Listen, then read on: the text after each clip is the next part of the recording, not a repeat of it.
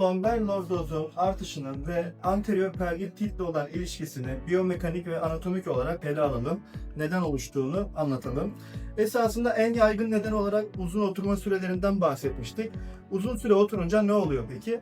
Bizim burada yer alan kalça fleksörleri dediğimiz iliopsoas ve rectus femoris kaslarımız var.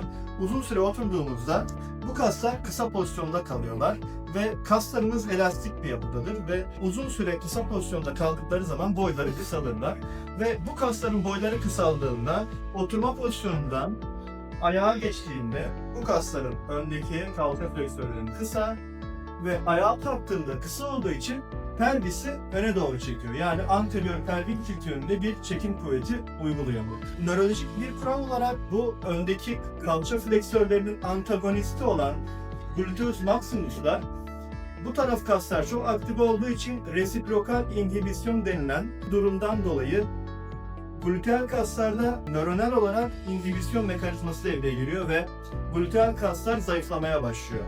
Ve gluteal kaslar da esasında pelvisi arkaya doğru götüren bir güçtür ve bu güç ortadan kalkınca veya azalınca bu sefer pelvis anteriora doğru gitme eğilimi gösteriyor. Bunun devamı olarak pelvis anteriora gittikçe arka grup erector spina ve multifidus kas grupları kısalıyor ve bu kasların etrafını saran fasyalar kalınlaşıyor ve bu kaslar kısalıyor ve aşırı aktif oluyor. Yine devamında bu sefer üst tarafta kor bölgesinde yine anterior bölgede abdominal kaslarımız yer alıyor. Burada rectus abdominis ve transvers abdominis kasları uzuyor ve zayıflıyor. Yani özellikle abdominal kaslar ve gluteal kaslar uzun ve zayıflıyor. Kalça fleksörleri ve arka grup bel ve sırt ekstansörleri kısalıyor ve aşırı aktive oluyor.